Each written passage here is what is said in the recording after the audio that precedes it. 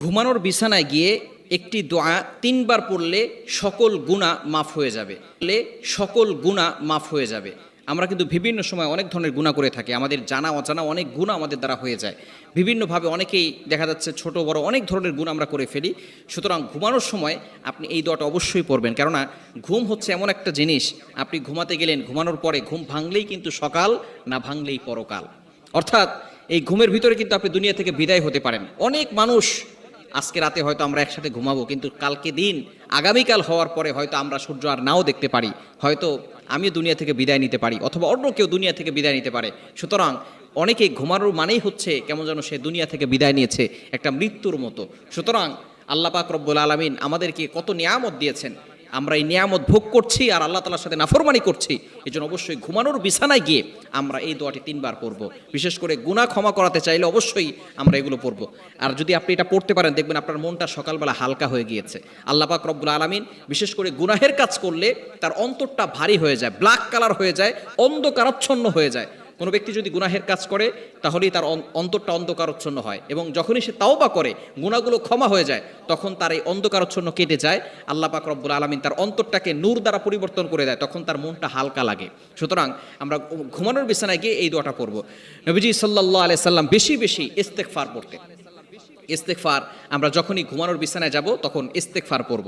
আস্তাগফিরুল্লাহ রব্বি মিন কুল্লি যামবি ওয়া আতুবু ইলাইহি লা হাওলা ওয়ালা কুওয়াতা ইল্লা বিল্লাহিল আলিয়্যিল আযীম। এই ইস্তেগফার ৩ বার পড়বেন, আল্লাহ পাক রব্বুল আলামিন সকল গুনাহ আপনাকে ক্ষমা করে দিবেন। তবে অবশ্যই যদি সাইয়্যিদুল ইস্তেগফারটা পড়তে পারেন তাহলে আরও বেশি ফায়দা হবে। সাইয়্যিদুল ইস্তেগফার আমরা অনেকেই জানি, যদি কেউ না জানি সেটা হচ্ছে হোমওয়ার্ক, বাসায় গিয়ে সাইয়্যিদুল ইস্তেগফারটা মুখস্থ করবেন। পারবেন না ইনশাআল্লাহ? সাইয়্যিদুল ইস্তেগফার বুখারী শরীফের হাদিস, শাদ্দাদ ইবনে আউস রাদিয়াল্লাহু তাআলা আনহু থেকে বর্ণিত। তিনি বলেছেন, যদি কোনো ব্যক্তি সাইয়্যিদুল ইস্তেগফার পড়ে, দিনের বেলা পড়লে ওই দিনে যদি সে মারা যায়, তাহলে মৃত্যুর সাথে সাথে আল্লাহ তাআলা তাকে জান্নাতের ব্যবস্থা করে দিবে। আর যদি কোনো ব্যক্তি রাতেই দোয়া ইস্তেগফারটা পড়ে, সাইয়্যিদুল ইস্তেগফার, আল্লাহ পাক রব্বুল আলামিন ওই দিনে যদি সে মারা যায়, তাহলে আল্লাহ পাক রব্বুল আলামিন তাকে জান্নাতের ব্যবস্থা করে দিবেন। সুতরাং সাইয়্যিদুল ইস্তেগফারটা আমরা শিখব। অবশ্যই রাতের বেলা ঘুমানোর সময় এই দোয়াটা পড়ে তারপরে ঘুমাবো। ইনশাআল্লাহ দেখবেন সকালবেলা আপনার মনটা হালকা হয়ে গিয়েছে, আপনি যে ইস্তেগফার পড়েছেন আপনার গুনাহ যে ক্ষমা হয়ে গিয়েছে, এজন্য আল্লাহ পাক রব্বুল আলামিন আপনার মনটাকে হালকা করে দিবেন। আর তওবা করলে যে সঠিকভাবে চাইলে যে আল্লাহ তাআলা ক্ষমা করে দেন, এটা আল্লাহ তাআলা পবিত্র কোরআনুল কারীমের ভিতরে নিজেই বলে দিয়েছেন। আল্লাহ তাআলা নিজেই বলে দিয়েছেন 29 নম্বর পারার 20 নম্বর পৃষ্ঠার 2 নম্বর লাইন, সূরা তাহরিমের 8 নম্বর আয়াতের প্রথম অংশে আল্লাহ বলছেন, ইয়া আইয়ুহাল্লাযীনা আমানু তুবু ইলাল্লাহি তাওবাতান নাসুহা।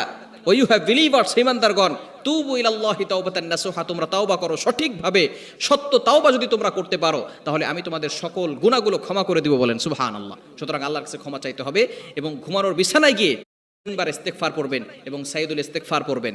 সাইয়্যিদুল ইস্তেগফার হচ্ছে, আল্লাহুম্মা আনতা রব্বি লা ইলাহা ইল্লা আনতা খলাকতানি ওয়া আনা আবদুকা ওয়া আনা আলা আহদিকা ওয়া ওয়া'দিকা মাসতাতা'তু আউযু বিকা মিন শাররি মা সানা'তু আবুউ লাকা বিনি'মাতিকা আলাইয়া ওয়া আবুউ লাকা বিযামবি ফাগফিরলি ফাইন্নাহু লা ইয়াগফিরুয যুনুবা ইল্লা আনতা। এই সাইয়্যিদুল ইস্তেগফার অবশ্যই আমরা ঘুমানোর সময় পড়ব। নবীজি সাল্লাল্লাহু আলাইহি ওয়াসাল্লাম দৈনিক 70 বারেরও বেশি ইস্তেগফার পড়তেন। অন্যান্য রায়াত দ্বারা জানা যায় দৈনিক নবী সাল্লাল্লাহু আলাইহি ওয়াসাল্লাম 100 বার ইস্তেগফার পড়তেন। যেই নবীর সামনে পিছনে আগে পরে কোনো গুনাহ নাই, সেই নবী যদি প্রতিদিন 100 বার করে ইস্তেগফার পড়তে পারে, তাহলে আমার আপনার কতবার ইস্তেগফার পড়া দরকার? এজন্য আমরা বেশি বেশি ইস্তেগফার পড়তে পারবো তো ইনশাআল্লাহ। আল্লাহ তাআলা আমাদের সকলকে এই ঘুমানোর বিছানায় গিয়ে ঘুমানোর আগে ইস্তেগফার পড়ার তৌফিক দান করেন।